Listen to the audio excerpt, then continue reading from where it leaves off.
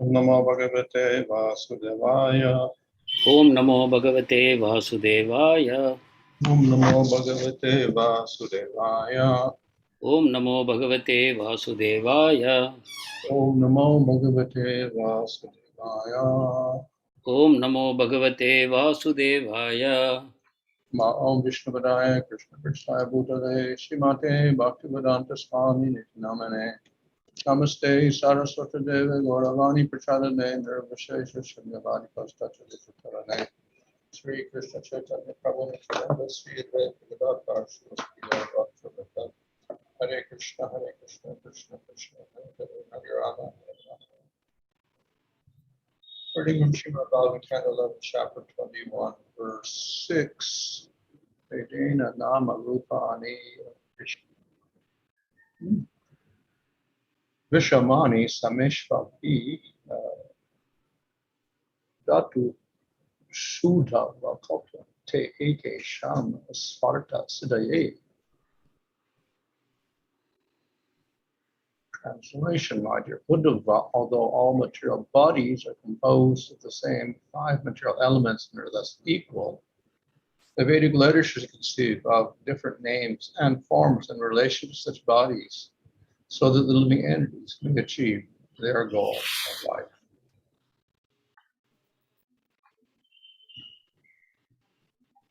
Purport, the words nāma-rūpāṇi of viṣamāṇi refers to the system of varnashrama-dharma in which members of human society are designated according to 4 social and 4 occupational divisions.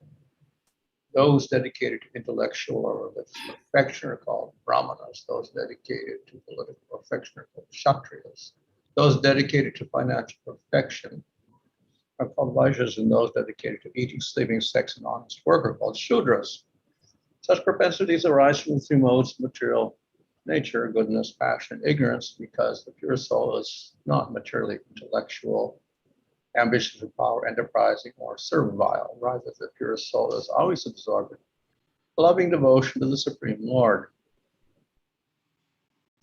If the various propensities of a conditioned soul are not engaged in the varnashrama system, they will certainly be misused, and thus that person will fall down from the standard of human life. The Vedic system is designed by the Lord so that conditioned souls may pursue their individual achievements and at the same time advance towards the ultimate goal of life, Kṛṣṇa consciousness.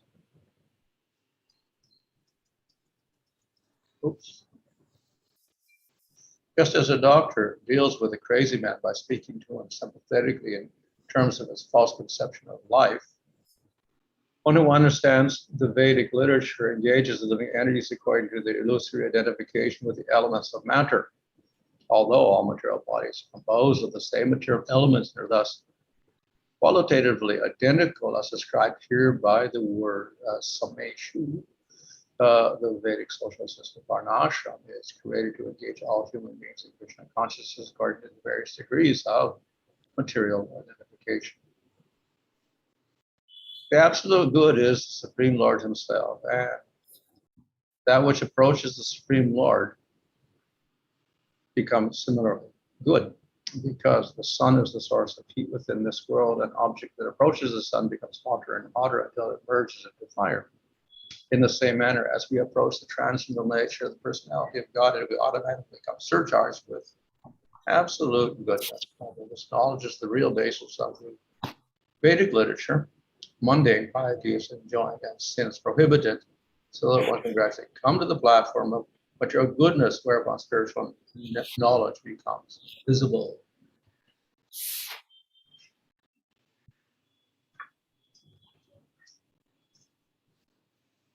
So, particularly the Upanishads, they talk about names and forms. உபனிஷத்துகள் பெயர்களையும் வடிவங்களையும் பற்றி பேசுகின்றன. And this is in relation to the creation of the material world. இது இந்த பௌதிக சிருஷ்டியின் அடிப்படையில் கூறப்பட்டது. So at a certain point before the creation, there were no names and forms. ஒரு காலகட்டத்தில் சிருஷ்டிக்கு முன்பாக பெயர்களும் வடிவங்களும் இல்லை. And after the creation, then we have all these forms. சிருஷ்டிக்கு பிறகு இந்த வடிவங்கள் அனைத்தும் தோன்றுகின்றன. This, of course, is speaking of material names and forms. இது பௌதிகமான பெயர்களையும் வடிவங்களையும் பற்றிய கூற்று ஆகும். And though the material forms and names don't exist before creation, the spiritual names and forms exist eternally. பௌதிக வடிவங்களும் பெயர்களும் சிருஷ்டிக்கு முன்னால் இல்லை, ஆனால் ஆன்மீக வடிவங்களும் பெயர்களும் நிரந்தரமாக இருக்கின்றன. Of course, sometimes interpreters of the Upanishads will say, no, names and forms refers to names of Kṛṣṇa and Rama, etc. Originally, there weren't any, and then that impersonal Brahman transformed, and we get a form of Vishnu or Kṛṣṇa and their respective names. சில உபனிஷத்துகள் இவ்வாறு கூறுகின்றன, பெயர்கள் வடிவங்கள் என்பது அனைத்துமே பரமபுருஷ பகவானுடைய வடிவங்களையே குறிக்கும் என்றும், சிருஷ்டி எப்பொழுது உண்டாகுமோ அவர் விஷ்ணு என்னும் பலவிதமான வடிவங்களும் பிற்பாடு வெளிப்பட ஆரம்பிக்கின்றன என்றும் கூறுவார்கள். However, the Vaiśyas maintain that the Lord has his eternal form and his eternal name. ஆனாலும் வைஷ்ணவர்கள் கூறுவது என்னவென்றால், பகவானுக்கு நிரந்தரமாக ஆன்மீகமான வடிவங்கள் இருக்கின்றன என்பதாகும். So when the Upanishads talk about the production of names and forms, that means material names and forms. எனவே உபனிஷத்துகள் பெயர்களும் வடிவங்களும் உண்டாவதை பற்றி பேசும்பொழுது அது பௌதிகமான பெயர்களையும் வடிவங்களையுமே குறிக்கும். When everything is merged in prakriti, there is no distinction of gunas, no distinction of elements or anything. அனைத்தும் பிரகிருதியில் கரைந்து இருக்கும் பொழுது குணங்களோ வேறு தோற்றங்களோ எதுவும் இல்லாமல் இருக்கிறது. The Lord glances over material energy, this disturbs that prakriti, and it starts manifesting gunas. First sattva guna as mahatattva. பகவான் பிரகிருத்தியின் மேல் தன்னுடைய பார்வையை செலுத்தும் பொழுது அதிலிருந்து சில மாற்றங்கள் உண்டாகின்றன. அப்பொழுது சத்துவகுணத்தின் வடிவமாக மகத்தத்துவம் தோன்றுகிறது. Once that first agitation takes place, that change, that produces another change. இந்த முதல் மாற்றம் ஏற்பட்ட பிறகு இரண்டாவது மாற்றம் உண்டாகிறது. It is something like in chemistry will have a chain reaction. இது ஒரு ரசாயன செயற்பாடுகளைப் போல ஒன்றிலிருந்து ஒன்று மாறுபட்டு தோன்ற ஆரம்பிக்கிறது. The first change will make another change, and that will make another change. That makes another change. ரசாயன செயற்பாடுகளின் பொழுது ஒரு உருமாற்றம் உண்டாகிறது. அதிலிருந்து மேறொரு உருமாற்றம் இவ்வாறு படிப்படியாக நிகழ்கின்றன. So once the Lord decides that a creation should take place, and he puts the jiva in the material prakriti, then it starts changing. இவ்வாறு பகவான் சிருஷ்டிக்கான ஏற்பாடுகளை செய்து ஜீவாத்மாக்களை அந்த பௌதிக இயற்கைக்குள் செலுத்திய பிறகு மாற்றங்கள் உண்டாக ஆரம்பிக்கின்றன, ஒரு சங்கிலி தொடரை போல. First state is this very sattvic quality of mahatattva. மிக சத்துவகுணத்தில் அமைந்திருக்கக்கூடியது மகத்தத்துவம் என அழைக்கப்படும். This then transforms into a rajasic state called sutra. அது ரஜசிக் நிலைக்கு வரும்போது சூத்ரா என பெயர் பெறுகிறது. And then this transforms into a tamasic state called ahankara. அதிலிருந்து தமகுணம் தோன்றும் பொழுது அது அகங்காரம் என பெயர் பெறுகிறது. And then the ahankara transforms by mixing with sattva, it produces mind. அகங்காரத்தில் சத்துவம் கலக்கும் பொழுது மனம் உண்டாகிறது. By mixing with rajas, ahankara produces senses. மனம் ரஜசுக்குள் நுழையும் பொழுது புலன்கள் உண்டாகின்றன. And by mixing with tamagun, then that ahankara produces the gross material elements and the sense objects. தமோ குணமும் அகங்காரமும் இணையும் பொழுது பௌதிக புலனுணர்ச்சி பொருட்கள் உண்டாகின்றன. So in this way, all of these material elements become manifest. இவ்வாறு பௌதிக பொருட்கள் அனைத்தும் வெளித்தோன்றுகின்றன. And they combine together. இவை அனைத்தும் Maharaj, these elements combine together. இந்த பலவேறு பஞ்சபூதங்கள் அனைத்தும் ஒன்றோடு ஒன்று இணைகின்றன பலவேறு விதங்களில். And these produce forms. அதிலிருந்து வடிவங்கள் உண்டாகின்றன. So we get planetary systems, we get bodies of living entities. அதிலிருந்து பல்வேறு கிரகங்களும் உயிர்வாழிகளின் சரீரங்களும் தோன்றுகின்றன. And these particular forms all get names. இந்த வடிவங்கள் அனைத்துக்கும் பெயர்கள் உண்டாகின்றன. So that is the manifestation of forms and qualities in the material world. இவர்தான் பௌதிக உலகத்தில் வடிவங்களும் பெயர்களும் உண்டாகின்றன. So, of course, because they are material, they're also temporary. இவை பௌதிகமாய் இருப்பதால் இவை தற்காலிகமானவை ஆகும். Bodies are temporary, planets are temporary. சரீரங்கள் கிரகங்கள் அனைத்துமே தற்காலிகமானவை தான். Names are temporary. பெயர்களும் தற்காலிகமானவையே. But nevertheless, the jivas get attached to these forms and these names. இருப்பினும் கூட ஜீவாத்மாக்கள் இந்த பெயர்களிலும் வடிவங்களிலும் பற்றுதலை வளர்த்துக் கொள்கிறார்கள். And with these forms and names, they try to enjoy in the material world.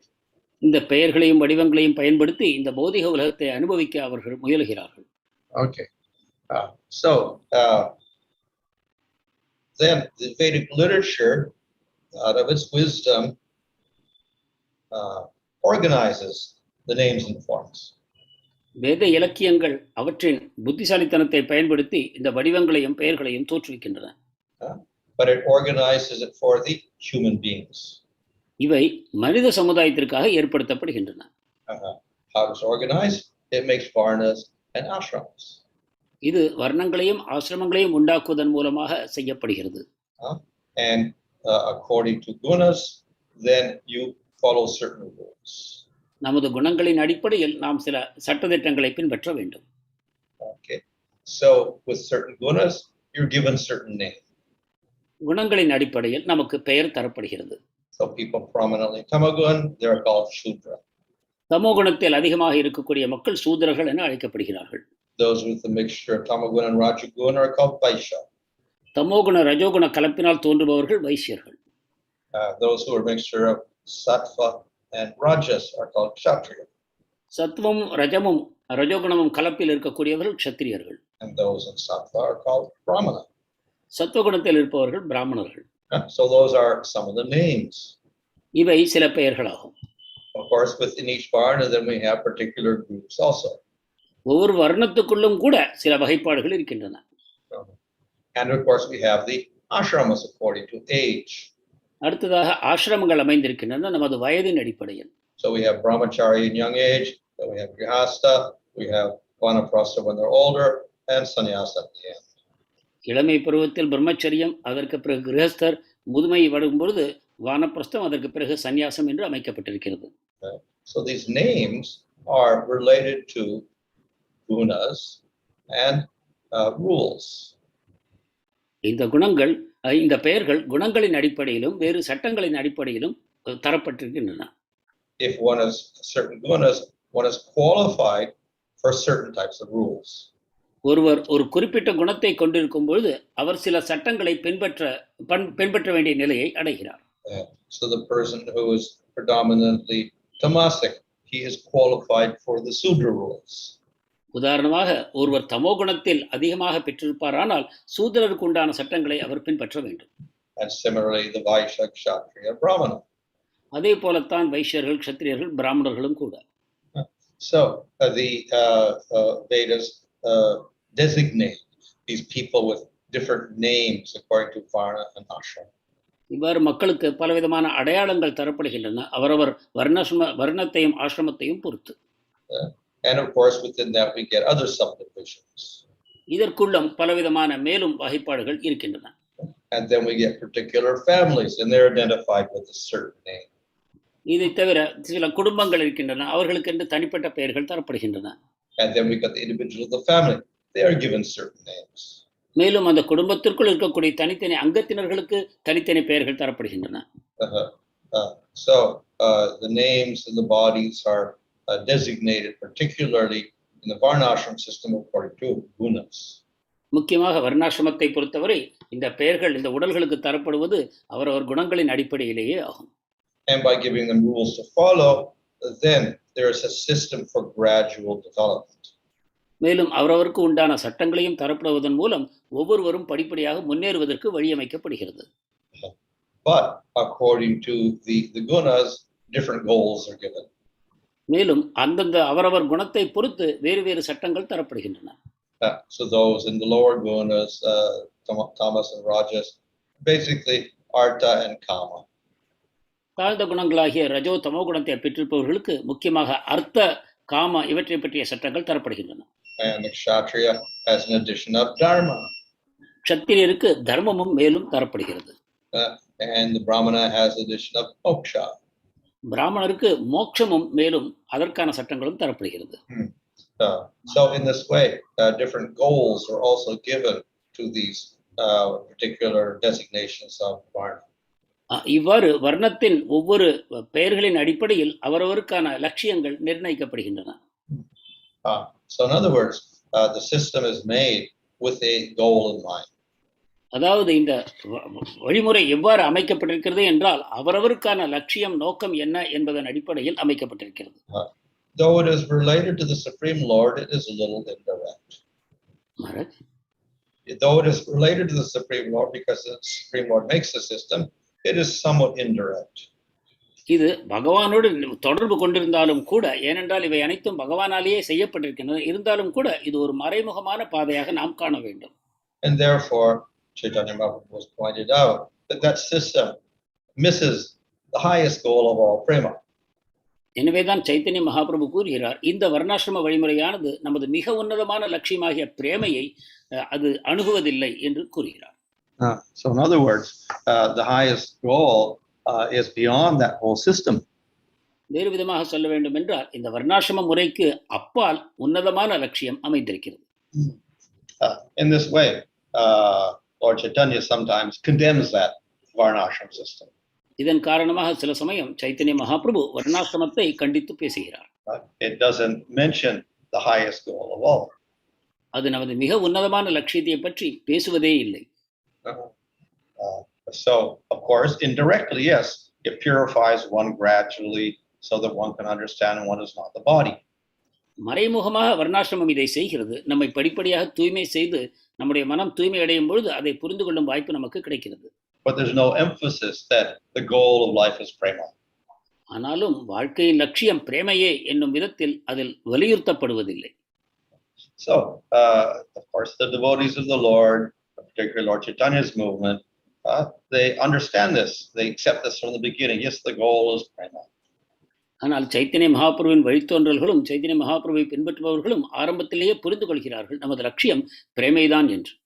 But if you preach to the followers of varnashram, they will look at you and say, what is prema? They don't know about it. ஆனால் வர்ணாசிரமத்தை பின்பற்றுபவர்களிடம் நீங்கள் இதை போய் கூறுவீர்களானால் அவர்கள் பிரேமையா, அது என்னது, நாங்கள் கேள்விப்பட்டதில்லையே என்பார்கள். If you mention dharma, yes, we follow dharma. நீங்கள் தர்மத்தை கூறுவீர்களானால் அவர்கள் ஆம், நாங்கள் தர்மத்தை தான் பின்பற்றுகிறோம் என்பார்கள். And if you say moksha, yes, finally the goal is moksha.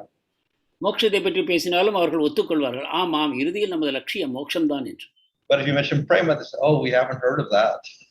ஆனால் பிரேமையை பற்றி நீங்கள் பேசுவீர்களானால் இதை நாங்கள் கேள்விப்பட்டதே இல்லையே என்பார்கள். And so in that sense, in the varnashram system, it is indirectly leading to the Lord, it's not direct. இவ்விதத்தில் வர்ணாசிரமமானது பகவானை மறைமுகமாக அணுகுகிறதே தவிர நேர்முகமாக அணுகுவதில்லை. So, nevertheless, for people who are not qualified for bhakti, then they follow this system. இருப்பினும் கூட பக்திக்கு யாரெல்லாம் தகுதி பெறவில்லையோ அவர்கள் இந்த வழிமுறையை பின்பற்றலாம். So, the Lord is taking great care to make this whole system. இவ்வாறு பகவான் மிகுந்த கவனத்துடன் இந்த வர்ணாசிரம வழிமுறையை அமைக்கிறார். But it is for those who are not qualified for bhakti. ஆனால் இது பக்திக்கு தகுதி பெறாதவர்களுக்காகவே அமைந்துள்ள வழிமுறையாகும். So already it's been stated in the previous chapters that once you're qualified for bhakti, you can forget about all the other things. முந்தைய அத்தியாயங்களில் கூறியுள்ளதைப் போல நீங்கள் எப்பொழுது பக்திக்கு தகுதி பெற்று விட்டீர்களோ அப்பொழுது இந்த வர்ணாசிரம முறையை கடந்த நிலையில் உள்ளீர்கள். One is no longer obligated to follow all those rules. அதற்கு பிறகு இதற்கான சட்டங்களை பின்பற்ற வேண்டிய கடமை உங்களுக்கு இல்லை. Therefore, once one gets the highest goal, one has a different qualification. ஒருவர் மிக உன்னதமான லட்சியத்தை எப்பொழுது ஏற்றுக்கொள்கிறாரோ அப்பொழுது அவருடைய தகுதிகளின் அடிப்படைகளும் மாறி போகின்றன. Those who are qualified for varnashram, they must follow those rules. வர்ணாசிரமத்திற்கு தகுதி பெற்றவர்கள் அதற்கான சட்டங்களை பின்பற்றித்தான் ஆக வேண்டும். Those who are qualified for bhakti follow bhakti rules, different rules. பக்திக்கு யார் தகுதி பெற்று விட்டார்களோ அவர்கள் பக்திக்கான சட்டங்கள், வேறு வகையான சட்டங்கள், அவற்றை பின்பற்றுகிறார்கள். So, of course, Kṛṣṇa here, he's describing both systems. கிருஷ்ணர் இங்கு இரண்டு வகையான சட்டங்களை பற்றியும் நமக்கு கூறுகிறார். But of the two, ultimately, the best is the path of bhakti. ஆனால் இந்த இரண்டுக்குள்ளும் மிகச்சிறந்தது என்ன என்றால் பக்தி தான். And this is made clear in Bhagavad Gita chapter 12. இதை பகவத்கீதை 12வது அத்தியாயத்தில் பகவான் மிகவும் நமக்கு தெளிவுபடுத்துகிறார். So, and of course at the end of the Bhagavad Gita, அது குறிப்பாக பகவத்கீதையின் இறுதியிலும் கூறப்படுகிறது. So for the devotee, then the main interest is the path of bhakti. எனவே பக்தரை பொறுத்த வரைக்கும் பக்தி பாதை தான் மிக முக்கியமான அவரது ஆர்வத்தை கவருவதாக இருக்கிறது. In all discussions and descriptions in the scriptures that talk about bhakti are of interest to the devotees. சாஸ்திரங்களில் எந்த பகுதிகளெல்லாம் பக்தியை பற்றி கூறுமோ அவையெல்லாம் பக்தர்களுக்கு விசேஷ கவனத்தை ஈர்ப்பதாக அமைகிறது. And those that speak of varnashrama and other things, jnana, less interesting. சாஸ்திரங்கள் வர்ணாசிரமத்தை பற்றியும் ஞானத்தையும் பற்றி பேசும்பொழுது பக்தர்களுக்கு அதில் அதிக ஆர்வம் இருப்பதில்லை. So at least we should be successful in the process of bhakti. எனவே குறைந்தபட்சமாக நமது பக்தி பாதையில் நாம் வெற்றி பெற வேண்டும். And if we do that, if we are successful, we become successful completely. So there's no necessity of doing extra. நாம் இந்த பக்தி பாதையில் வெற்றி பெறுவோமானால் நாம் முழுமையான வெற்றி பெற்றவர்கள் ஆவோம். எனவே தனிப்பட்ட முறையில் வேறு எதையும் நாம் செய்ய தேவை இருப்பதில்லை. So the success of varnashrama is when it comes to bhakti. வர்ணாசிரமத்தின் வெற்றி என்னவென்றால் ஒருவர் பக்திக்கு வந்து சேர வேண்டும். If one comes to bhakti, then one has reached that success. ஒருவர் பக்திக்கு வந்து விட்டார் என்றால் அவர் வெற்றிக்கு வந்து விட்டார், வர்ணாசிரமத்தின் வெற்றியை அடைந்து விட்டார் என்பது பொருள். So therefore we should not over endeavor for following anything else other than bhakti. எனவே பக்தியை தவிர வேறு எதையும் செய்வதற்காக நாம் அதிகமான முயற்சி எடுத்துக்கொள்ளக்கூடாது. At the same time, we do not disrespect that system. அதே சமயம் நாம் வர்ணாசிரமத்தை அவமரியாதை செய்வதில்லை. Here Kṛṣṇa is explaining that system. கிருஷ்ணர் இங்கு அந்த வழிமுறையை பற்றி நமக்கு விளக்குகிறார். And in fact several times in the Bhagavatam he explains it. பலமுறை பாகவதத்திலும் கூட இதை நமக்கு விளக்குகிறார். And in Bhagavad Gita also he explains the system. பகவத்கீதையிலும் இது விளக்கப்படுகிறது. But the devotee recognizes its particular place in relation to bhakti. இங்கு பக்தியின் தொடர்பாக இது எவ்வாறு அமைந்திருக்கிறது என்பது கூறப்படுகிறது. And we should never be confused about the two. இந்த இரண்டுக்கும் இடையில் நாம் குழப்பத்தை உண்டாக்கி கொள்ளக்கூடாது. Of course we can adapt that varnashram system to fit the goals of bhakti. இந்த வர்ணாசிரம வழிமுறையை நமது பக்திக்கான லட்சியங்களோடு ஒத்து வரும் வகையில் நாம் அவற்றை நாம் ஏற்றுக்கொள்ளவும் கூடும். But we shouldn't do the opposite and just adapt bhakti to the varnashram system. ஆனால் இதற்கு எதிர்மறையான செயல்களை நாம் செய்யக்கூடாது. பக்தியை வர்ணாசிரமத்துக்கு துணை போகும் வகையில் நாம் மாற்றிக்கொள்ளக்கூடாது. After all, bhakti is independent of any other system. உண்மையில் பக்தியானது வேறு எந்த வழிமுறையிலிருந்தும் பிரிந்து சுதந்திரமான விதமாக இயங்குகிறது. Hare Krishna. Anand Pranas Maharaj, Hare Krishna.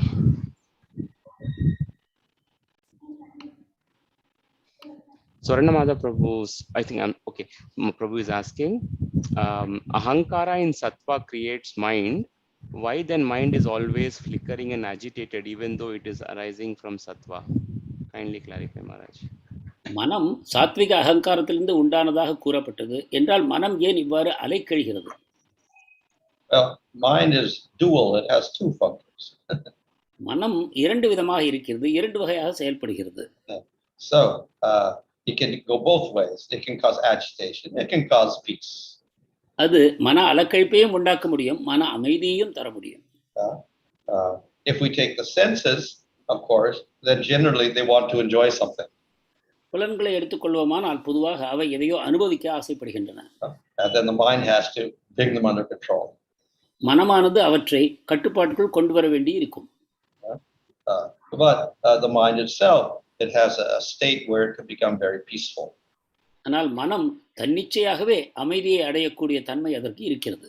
Unfortunately, most people, their minds are controlled by their senses. துரதிர்ஷ்டவசமாக பெரும்பாலான மக்களுக்கு அவர்களுடைய புலன்கள் மனத்தை கட்டுப்படுத்துகின்றன. And therefore, they are not peaceful. எனவே அவர்கள் அமைதி அடைவதில்லை. And the mind takes on other qualities, not sattva. மனம் அப்பொழுது சத்துவம் அல்லாத வேறு குணங்களை ஏற்றுக்கொள்கிறது.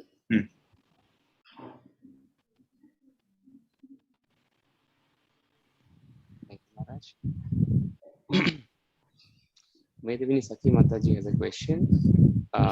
Maharaj mentioned that varnashram is based on gunas. When we have qualities of controllership, or leading a group, etc., can we understand that we have predominantly a Kshatriya qualities? And if so, how do we understand Kalau Shudra Sambhava? வர்ணாசிரமம் குணங்களின் அடிப்படையில் அமைந்திருக்கிறது. ஒருவருக்கு ஆளுமை இருக்கிறது என்றால் அவரை நாம் பொதுவாக க்ஷத்ரிய குணம் உள்ளவராக நாம் புரிந்து கொள்வோம். என்றால் கலவு சூத்ர சம்பவகா, கலியுகத்தில் அனைவரும் சூத்ரர்கள் என்பதை எவ்வாறு புரிந்து கொள்வது? Well, if you look at Bhagavad Gita and in Bhagavatam, it describes the qualities of a kshatriya. பகவத்கீதையும் பாகவதமும் க்ஷத்ரியருடைய குணங்களை பற்றி நமக்கு கூறுகின்றன. So one quality is Ishvara Bhava, he likes to control everybody. அதில் ஒன்று அனைவரையும் அடக்கி ஆள விரும்புவது. That comes from Rajagun. அது ரஜோகுணத்திலிருந்து உண்டாகிறது. But then he has other qualities like generosity. ஆனால் அவருக்கு இதர குணங்களும் அமைந்திருக்கின்றன, தாராள மனப்பான்மையை போல. And willing to follow the brāhmaṇas. பிராமணர்களை பின்பற்றக்கூடிய தன்மை. So these are sattvic qualities. இவையெல்லாம் சத்துவ குணங்களாகும். So if one is purely in Rajagun, he's not qualified as a kshatriya. He's more like a vaisya. எனவே ஒருவர் முழுமையான இந்த ஆளுமை மட்டும் அவரிடம் இருக்குமானால் அவர் உண்மையில் க்ஷத்ரியர் அல்ல. What was the other question? கலோ சூத்ர சம்பவா. Okay, yeah. So what this means is that literally everybody is born with a qualification of a Sudra in Kali Yuga. கலோ சூத்ர சம்பவா என்றால் கலியுகத்தில் பிறக்கக்கூடிய அனைவரும் சூத்ரருடைய தன்மைகளை பெற்றிருக்கிறார்கள் என்பதாகும். In other words, we cannot judge a varna by birth. அதாவது ஒருவர் பிறவியின் மூலமாக அவருடைய வர்ணம் என்ன என்று தீர்மானிக்க முடியாது.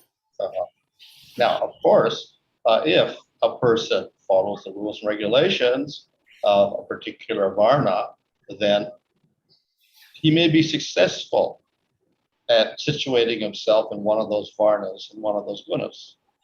ஒரு குறிப்பிட்ட வர்ணத்தின் கட்டுப்பாட்டு விதிமுறைகளை ஒருவர் நன்றாக பின்பற்றுவாரே ஆனால் அவர் இந்த ஏதாவது ஒரு குலத்திற்குள் வர்ணத்திற்குள் தன்னை அமைத்துக் கொள்ள இயலும். But since he starts at the 0 point, that is tamagun, it's a little more difficult for him to get up to that point of maintaining his rajasic quality or sattvic quality, etc. ஆனால் ஒரு பூஜ்யம் என்னும் நிலையில் தமோகுணத்திலிருந்து அவர் ஆரம்பிக்கும் காரணத்தினால் தன்னை ஒரு ரஜோகுணத்திலோ சத்துவகுணத்திலோ நிலைநிறுத்திக் கொள்வது என்பது அவருக்கு மிக கடினமானதாகும். So it also means that everybody who claims to be a certain varna in Kali Yuga probably isn't, because he has not cultivated those qualities. By birth he is tamasic. மேலும் கலியுகத்தில் ஒருவர் தன்னை வேறு வர்ணத்தை சேர்ந்தவராக அவர் கூறிக்கொள்வாரானால் அது நம்ப முடியாததாக போகிறது. ஏனென்றால் அந்த வர்ணத்திற்குண்டான குணங்களை அவர் வளர்த்துக் கொள்வதற்காக தனிப்பட்ட முயற்சி தேவைப்படுகிறது. So in other words, in Kali Yuga, by birth everybody has no qualities. அதாவது கலியுகத்தில் பிறப்பின் மூலமாக யாருக்கும் எந்த குணங்களும் இல்லை என்பதே ஆகும். So it's very difficult to institute a varnashrama system based on birth in Kali Yuga. எனவே இந்த கலியுகத்தில் பிறப்பின் அடிப்படையில் ஒரு வர்ணாசிரமத்தை நிலைநிறுத்துவது என்பது இயலாத காரியம். Thank you, Maharaj. Maharaj, we discussed about qualification required to engage in bhakti. From that point of view, there's a question from Jyoti Sundar Mataji. When Srila Prabhupada started ISKCON, it was mostly with the Western devotees joining the movement, and which also influenced even the Indians when they had visited along with Srila Prabhupada. But at the present time, we also see that there is no other country which follows varnashrama, and even the system in India is disintegrating. The question is, sorry, Kalanidhi Prabhu, do you want to translate? Yeah. Srila பிரபுபாதர் ISKCON இயக்கத்தை ஆரம்பித்த பொழுது அதிகமாக மேற்கத்திய பக்தர்கள் இணைந்து கொண்டார்கள். அவர்கள் எல்லாம் வர்ணாசிரமத்தில் இருக்கவில்லை. அவர்கள் தான் இந்தியாவில் வந்து கூட பிரச்சாரத்தை மேற்கொண்டார்கள். Yes, Prabhu. So, Maharaj, the question is, we see that one needs qualification to do bhakti, and on the other hand, we also see that varnashram system is disintegrating. So, what best alternative one can have, Maharaj, to actually get started? எனவே உலகம் முழுவதும் இப்பொழுது வர்ணாசிரமம் இல்லாத நிலை வரும்பொழுது பக்தியை செய்வதற்கு எத்தகைய தகுதிகளை ஒருவர் பெற வேண்டும்? Well, Lord Chaitanya simply says you chant the holy name. Chaitanya Mahaprabhu நமக்கு பரிந்துரைப்பது என்னவென்றால் புனித நாமத்தை ஜெபியுங்கள், அவ்வளவுதான். It doesn't mention varnashram, doesn't mention anything else, even other forms of bhakti. This is you chant the name Kṛṣṇa. அவர் வர்ணாசிரமத்தையோ பக்தியின் இதர வழிமுறைகளையோ கூட கூறவில்லை. அவர் நாம ஜபத்தை மட்டுமே நமக்கு பரிந்துரைத்திருக்கிறார். So of course we can try other things to support that, but our main emphasis is upon chanting Krishna's name. இதற்கு உதவியாக பக்தியின் இதர அங்கங்களையும் நாம் பயிற்சி செய்யலாம். ஆனால் முக்கியமாக மகாபிரபு நமக்கு கூறியிருப்பது புனித நாம உச்சரிப்பையே ஆகும். Maharaj, just a follow up on this is that if I'm right, in Vishnu Purana it actually glorifies varnashram system, saying that if one actually worships Vishnu in the center, then he achieves the goal of life. So depending on Puranas, varnashram is also glorified, Maharaj. Is that due to the qualification or time, place, circumstances, Maharaj? Because Puranas are eternal in one sense, Maharaj. புராணங்கள் வர்ணாசிரமத்தையும் மகிமைப்படுத்தி கூறுவதை பார்க்கிறோம். சரியான விதத்தில் வர்ணாசிரமத்தை செய்து அதன் மூலமாக பக்தியை செய்து ஒருவர் பகவானை அடையலாம் என்றும் கூறப்படுகிறது. இதை சிறிது விளக்க வேண்டும். So not only Vishnu Purana, everywhere there's glorification, all the scriptures glorification of that system. Vishnu புராணம் மட்டுமல்ல, இதர புராணங்களும் கூட வர்ணாசிரமத்தை மகிமைப்படுத்தி பேசுகின்றன. And we have 19 20 Smriti Shastras glorifying that whole system, explaining it. மேலும் 19-20 ஸ்ருதி சாஸ்திரங்களும் இருக்கின்றன வர்ணாசிரமத்தை மகிமைப்படுத்துபவையாக. But of course, everything is glorified. Karma is glorified. In Bhagavad Gita, chapter 3, Krishna glorifies karma yoga. ஆனால் அனைத்துமே மகிமைப்படுத்தி தான் பேசப்படுகின்றன. பகவத்கீதை 3வது அத்தியாயத்தில் பகவான் கர்மயோகத்தை மகிமைப்படுத்துகிறார்.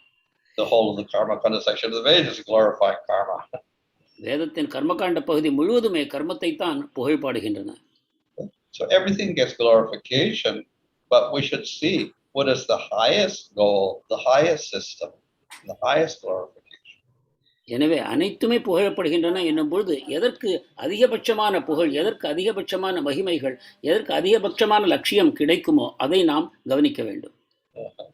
So we find those conclusions in Bhagavad Gita and in Bhagavatam. இந்த முடிவுகளை நாம் பகவத்கீதையிலும் ஸ்ரீமத் பாகவதத்திலும் காண்கிறோம். Bhagavad Gita, what is the summary? Sarvadhamma parityajya mamekam sharanam vraja. பகவத்கீதையின் இறுதியில் நமக்கு கூறப்படுவது என்ன? சர்வதர்மான் பரித்யஜ்ய மாமேகம் சரணம் Raja. So in other words, so many things are glorified, but we have to see what is the highest thing, and then we should practice that. அதாவது பல விஷயங்கள் புகழப்பட்டாலும் கூட எது மிக உன்னதமானது என்பதை புரிந்து கொண்டு நாம் அதையே பின்பற்ற வேண்டும். Thank you,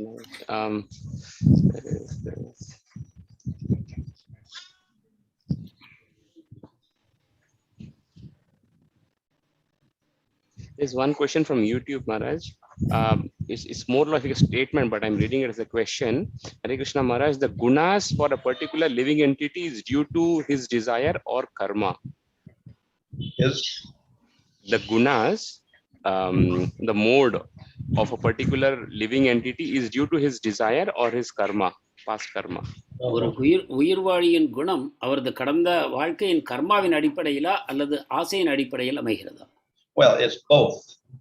அது இரண்டுமே ஆகும். Because of our desires, then we do certain things. நம் ஆசைகளின் விளைவாக நாம் சில செயல்களை செய்கிறோம். We become attached to certain things.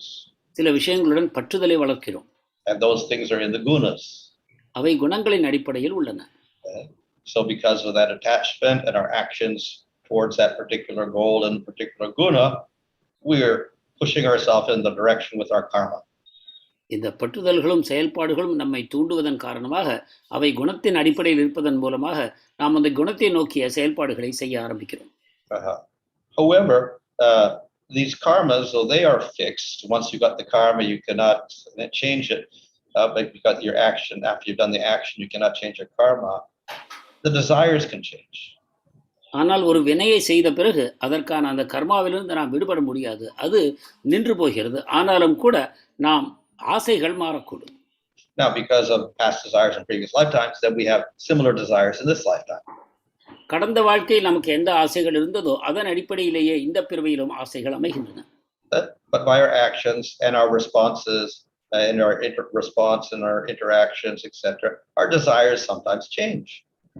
ஆனால் நமது செயல்கள் அல்லது நமக்கு வரக்கூடிய அனுபவங்களை நாம் எந்த விதத்தில் பிரதிபலிக்கிறோம் என்னும் அடிப்படையில் நமது ஆசைகள் படிப்படியாக மாறவும் கூடும்.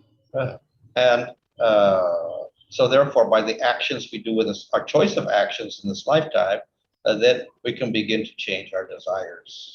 எனவே இந்த வாழ்க்கையில் நாம் எத்தகைய செயல்களை செய்ய தீர்மானிக்கிறோமோ அதன் அடிப்படையில் நமது ஆசைகள் மாறவும் முடியும். And it is precisely this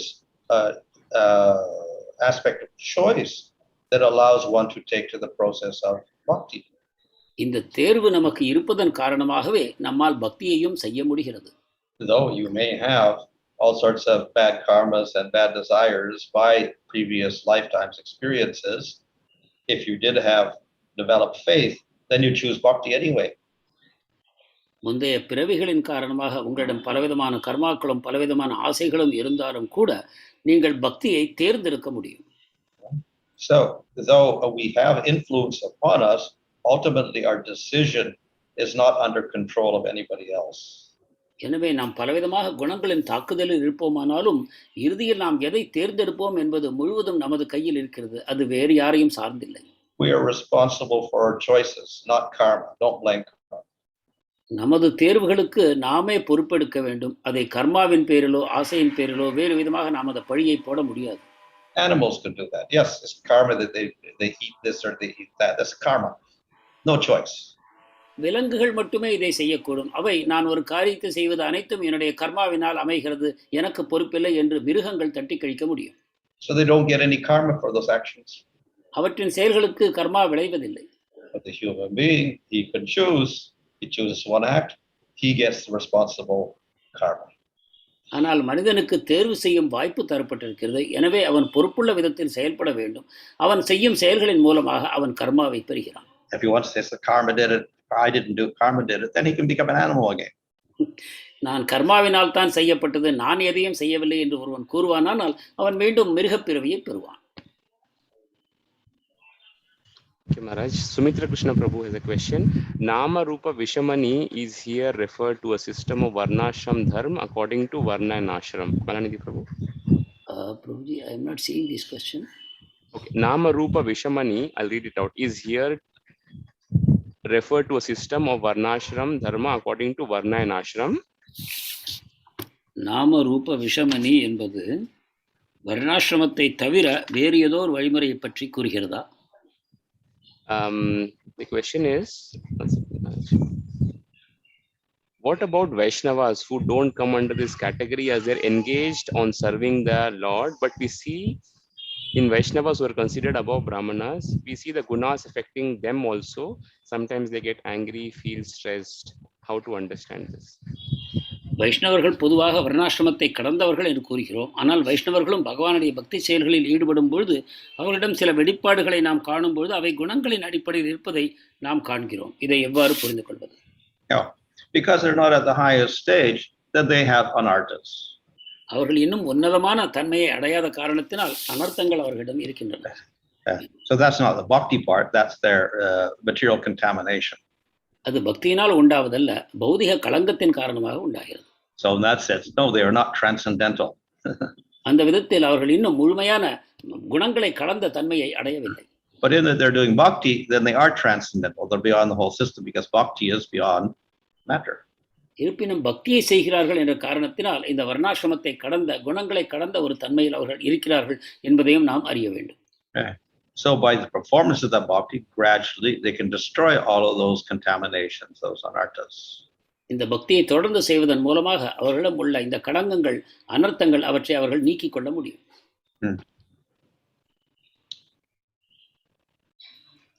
Okay, Maharaj. Srinivas Nitai Prabhu is asking, in today's verse, the word dhātuṣu refers to material bodies composed of 5 elements.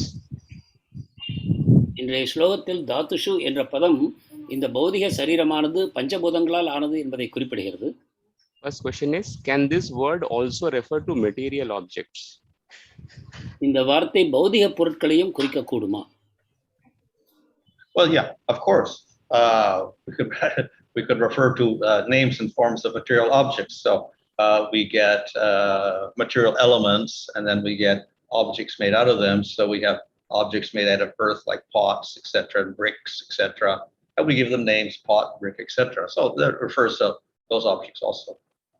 ஆம், அவ்வாறும் நாம் கூற முடியும். இவை பஞ்சபூதங்களை குறிக்கின்றன என்றால் அவற்றால் ஆன பொருட்களையும், உதாரணமாக பானைகள் போன்ற பொருட்கள் அவற்றிலிருந்து கலப்பின் மூலமாக உண்டாகின்றன. எனவே அவற்றுக்கும் நாம் தனித்தனியான விதத்தில் பெயர்களை வைக்கிறோம்.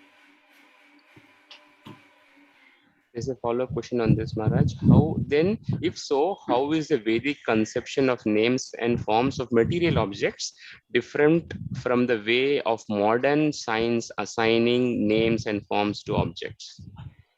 வேதத்தின் மூலமாகவும் பௌதிக பொருட்களுக்கு பெயர்களும் வடிவங்களும் கூறப்படுகின்றன. ஆனால் தற்கால நவீன விஞ்ஞானத்தின் மூலமாகவும் பொருட்களுக்கு பெயர்கள் தரப்படுகின்றன. இரண்டுக்கும் இடையில் ஏதாவது வேற்றுமை இருக்கிறதா? எது சிறந்தது?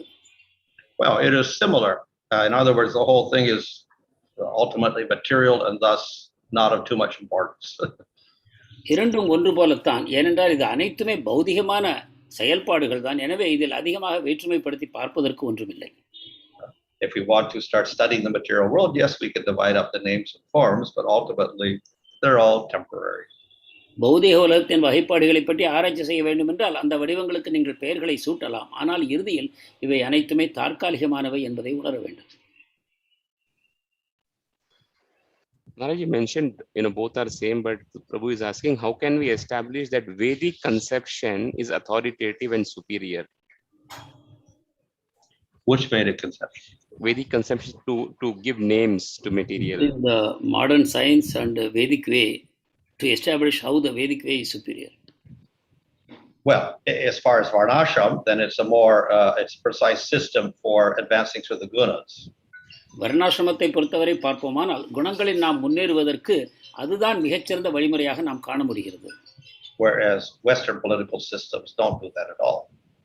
ஆனால் மேற்கத்திய சமுதாய அரசியல் வழிமுறைகள் இதற்கு எந்த விதத்திலும் உதவுவதில்லை. As far as just naming material objects, there's not much difference. பொருட்களுக்கு பெயர் வைப்பது என்ற விதத்தில் பார்ப்போமானால் இவை இரண்டுக்கும் அதிக வேற்றுமை இல்லை. There's a question from Facebook. Sumitra Prabhu has pasted here is often repetition about rejecting VA. I'm reading VA as varnāśrama. Often repetition about rejecting varnāśrama comes from people not in the system or who have never followed it. Palanadi Prabhu. பொதுவாக வர்ணாசிரமத்தை நிராகரிப்பவர்களை பார்த்தால் அவர்கள் இந்த வர்ணாசிரமத்திற்குள்ளிருந்து வரவில்லை அல்லது அவர்கள் எப்பொழுதும் இதை பின்பற்றவில்லை. Devotees who were born into the system strictly followed it.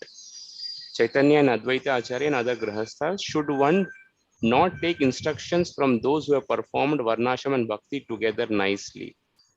ஆனால் இந்த வர்ணாசிரம முறைக்குள் பிறந்த பக்தர்கள், உதாரணமாக சைத்தன்யர், அத்வைதாச்சாரியா மற்ற கிரகஸ்தர்கள் இதை நல்ல விதத்தில் பின்பற்றினார்கள். எனவே வர்ணாசிரமத்தையும் பக்தியையும் இணைந்தே நல்ல விதத்தில் செய்தவர்களிடமிருந்து நாம் உபதேசங்களை பெறக்கூடாதா? Well, some followed, some didn't follow. சிலர் பின்பற்றினர், சிலர் பின்பற்றவில்லை. So Rupa Goswami and others, they were big outcasts, so they didn't follow. ரூப கோஸ்வாமியும் மற்ற பக்தர்களும் அவர்கள் ஜாதிக்கு வெளியில் தள்ளப்பட்டார்கள். எனவே அவர்கள் அதை பின்பற்றவில்லை. Haridas Thakur did not follow. Haridas தாக்கூரும் பின்பற்றவில்லை. So we have both sides there, both following and not following. எனவே நாம் இரண்டு வகையான பக்தர்களையும் பார்க்கிறோம், பின்பற்றியவர்கள் பின்பற்றாதவர்கள் என்று. So ultimately that is secondary to the surrender to Kṛṣṇa. எனவே கிருஷ்ணருக்கு சரணாகதி செய்வதே முக்கியத்துவம் வாய்ந்தது, மற்றவை அனைத்தும் இரண்டாம் பட்சமானவை. So yes, if one is born in the system, one does not unnecessarily reject it unless one becomes a Babaji or something and one is qualified for that. ஒருவர் வர்ணாசிரமத்தில் பிறந்திருப்பார் என்றால் தேவையில்லாமல் அதை நிராகரிப்பதில்லை. அனைவரும் பாபாஜியாக முடியாது எனக்கூடிய நிலையில் அவரவர் வர்ணாசிரமத்தையும் பின்பற்றக்கூடும். But it should also not interfere with the bhakti. அதே சமயம் அவர் வர்ணாசிரமத்தை பின்பற்றும் பொழுது அது பக்திக்கு இடையூறாக கூடாது. And if one becomes overly attached to those rules and regulations, then that becomes an interference. மேலும் இந்த வர்ணாசிரம சட்டதிட்டங்களில் அவர் அதிகமான பற்றுதலை கொள்வாரானால் அது பக்திக்கு இடையூறாக அமையக்கூடும். So ultimately, the highest meditation, the highest tapasya, the highest sense control, highest mental control is bhakti. எனவே இறுதியில் மிக உயர்வான புலனடக்கம், மிக உன்னதமான அறிவு என்பது எது என்று பார்ப்போமானால் அது பக்தியே ஆகும். So we don't depend on anything else to make bhakti successful. நாம் பக்தியில் வெற்றி பெறுவதற்கு வேறு எதையும் சார்ந்து இல்லை. So then why spend so much time absorption in all these rules and regulations and sanja vandana, etc.?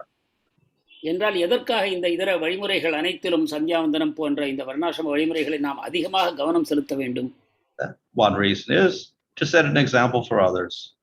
ஒரு காரணம் மற்றவர்களுக்கு ஒரு நல்ல உதாரணமாக திகழ்வதற்காக. Who are not devotees. பக்தர் அல்லாதவர்களுக்காக.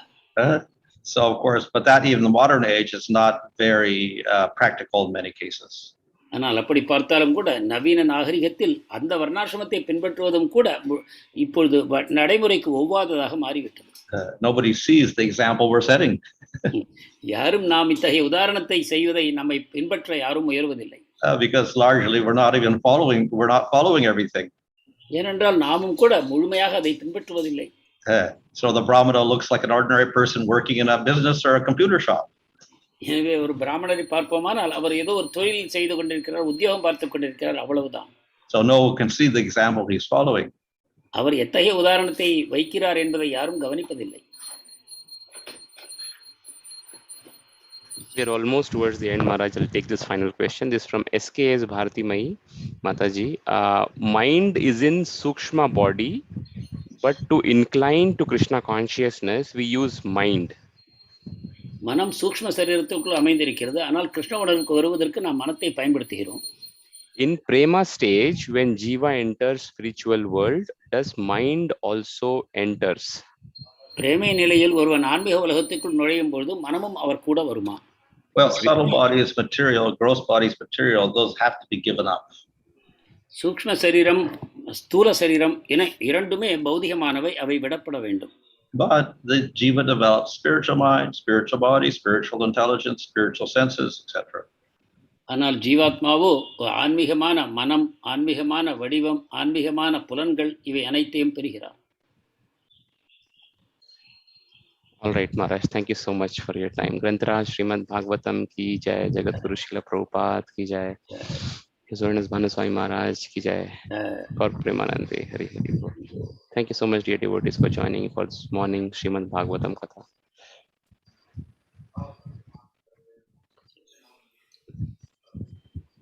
Just quickly cover the announcements, Prabhujis and Matajis. Today evening we'll continue with Bhagavad Gita lectures, chapter 4, the transcendental knowledge, and the verse number is verse number 34, process of attaining jnana from a guru. இன்று மாலை பகவத்கீதை 4வது அத்தியாயம் 34வது ஸ்லோகம், ஞானத்தை ஒரு குருவிடமிருந்து பெறுவது எப்படி என்பது தலைப்பு. This will be by Sumitra Kṛṣṇa Prabhu. Sumithra Krishna பிரபு உரையாற்றுவார். And I'll cover for tomorrow also. This will be by Tarini Radha Machadi tomorrow. நாளை தாரிணி ராதா மாதாஜி உரையாற்றுவார். And 4th chapter 35th verse. 4வது அத்தியாயம் 35வது ஸ்லோகம். The results and glories of jnana. ஞானத்தின் மூலமாக வரக்கூடிய விளைவுகளும் அதன் மகிமைகளும். Okay, and this I'll cover for Sunday also. The topic will be results and glories of jnana destroys sins. ஞாயிறன்று ஞானமானது பாவங்களை அழிக்கிறது என்னும் தலைப்பு. This is 36th verse, 4th chapter. 4வது அத்தியாயம் 36வது ஸ்லோகம். And will be given by Bhanu Nandini Mataji. Banu Nandini Mataji வழங்குவார். Hare Kṛṣṇa. I think today at least I saw on Zoom it was nearly 65 devotees, 66 devotees. So thank you so much for taking out your time and hearing directly from Maharaj. Thank you so much. Hare Kṛṣṇa. பக்தர்கள் அதிக அளவில் இணைந்து கொள்வதற்கு நன்றி செலுத்துகிறோம். இன்று ஜூமில் குறைந்தபட்சமாக 65-66 அங்கத்தினர்கள் இணைந்து கொண்டதை நாம் பார்த்தோம். In YouTube probably another 50, so we have crossed easily 100. So but I think to please Maharaj, I'll kindly beg all of you to lotus feet if we can spread this word and have more devotees participate in this morning Bhagavad Katham. மகாராஜனுடைய மகிழ்ச்சிக்காக உங்கள் அனைவரையும் நாங்கள் கேட்டுக்கொள்வது என்னவென்றால், இன்னும் அதிகமாக பக்தர்களிடையே இந்த பாகவதம் வகுப்பை பிரபலப்படுத்த வேண்டும். மேலும் மேலும் பக்தர்கள் இந்த காலை பாகவதம் வகுப்பில் இணைந்து கொள்ள வகை செய்ய வேண்டும் என்று உங்கள் அனைவரையும் கேட்டுக்கொள்கிறோம். Thank you so much. Hare Kṛṣṇa. Hare Kṛṣṇa, Hare Kṛṣṇa, Kṛṣṇa Kṛṣṇa, Hare Hare, Hare Ram, Ram Ram, Hare Hare, Hare Kṛṣṇa, Hare Kṛṣṇa, Kṛṣṇa